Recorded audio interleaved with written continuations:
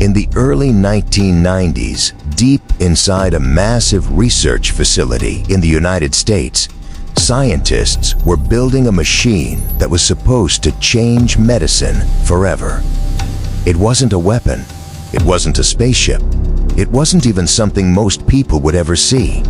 But when it was finished, it would cost over $1 billion. And despite the staggering price, researchers believed it would save millions of lives.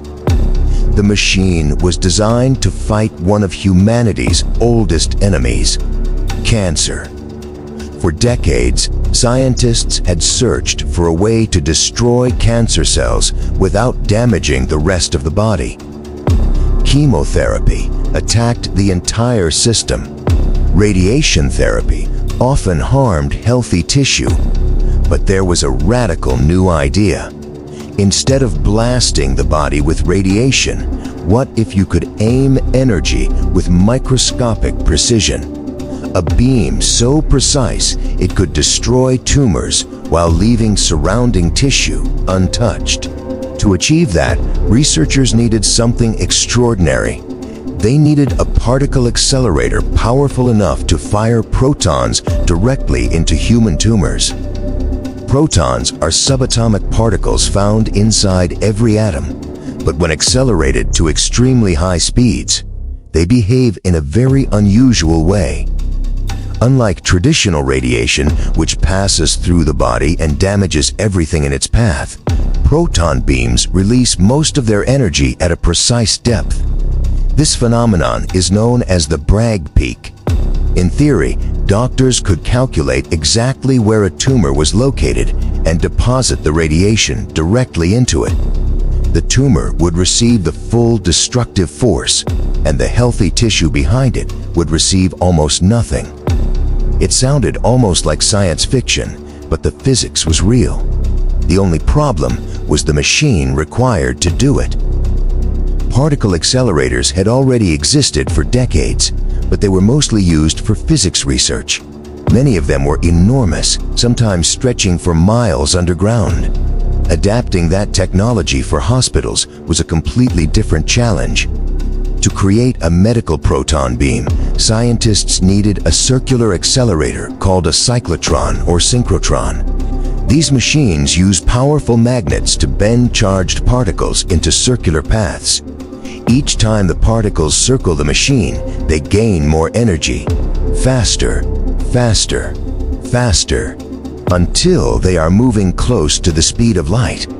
Once they reach the required energy, the beam can be extracted and aimed toward a treatment room. But that's where things became incredibly complicated, because aiming a beam of protons into the human body requires extreme precision. Even a tiny miscalculation could mean the difference between hitting the tumor or damaging critical organs. To solve this, engineers had to build an entire system around the accelerator, gigantic rotating structures called gantries. These gantries were enormous steel rings weighing more than 100 tons.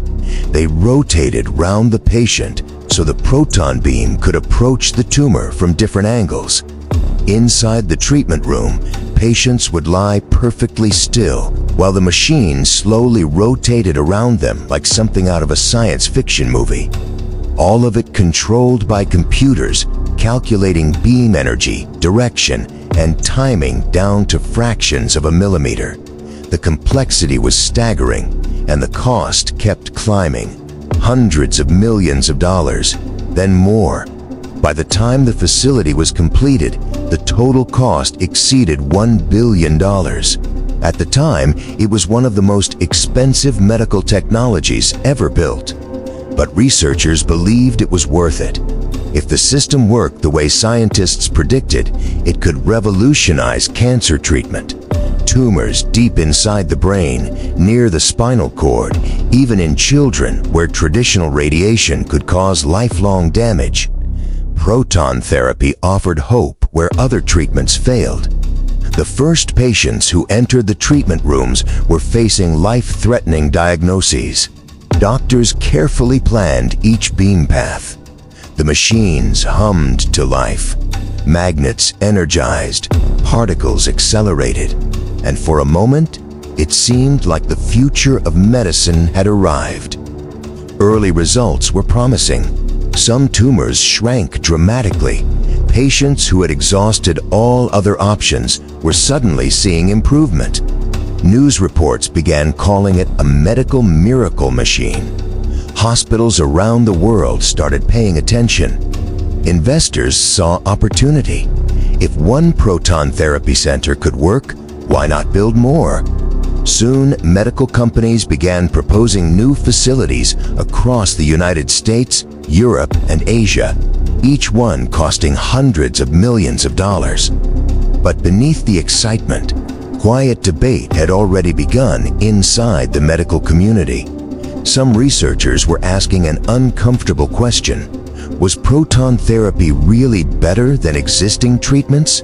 Or was the billion-dollar machine solving a problem that modern radiation technology had already addressed?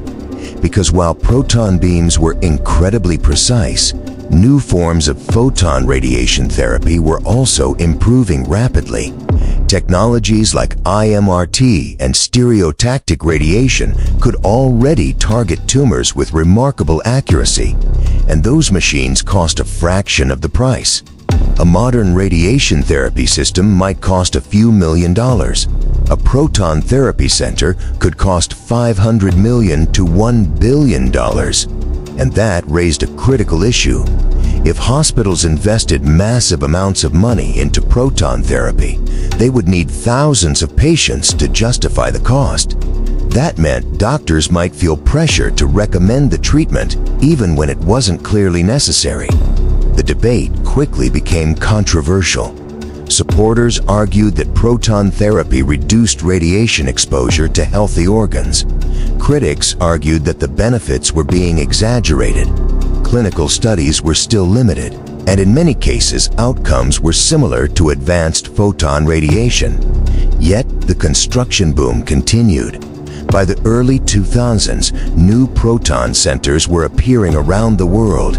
Massive facilities with underground accelerators, thick concrete walls, and rotating gantries larger than buses, each one costing hundreds of millions.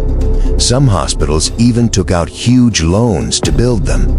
They believed proton therapy would attract patients from across the country. But then something unexpected happened. Many of the centers struggled financially. The machines were incredibly expensive to maintain. Electricity consumption alone could power entire neighborhoods. Specialized engineers were required to keep the accelerator running, and patient demand didn't grow as fast as expected. Some facilities began losing millions of dollars every year. What had once been marketed as the future of cancer treatment was now becoming one of the most expensive gambles in modern medicine. Yet, despite the controversy, the technology itself remained fascinating.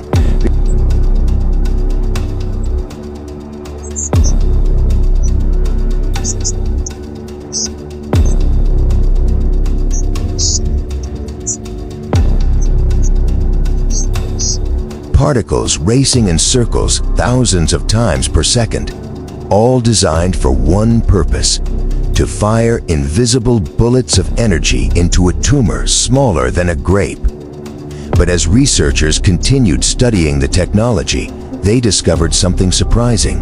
The billion-dollar machine might only be the beginning, because somewhere else in the world, scientists were already working on an even more ambitious idea: a machine that could deliver radiation with atomic-level precision.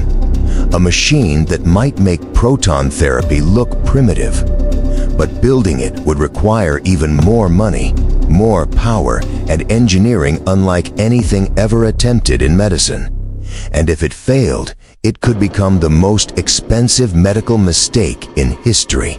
Somewhere in the world, scientists were building a machine more ambitious than anything ever attempted in medicine. Not protons this time. Heavier carbon ions capable of destroying tumors with atomic-level precision. The cost was staggering: billions of dollars, Massive steel tunnels, maggots stronger than anything in hospitals. Patients with tumors that had resisted every therapy became the first test cases. The machines hummed to life.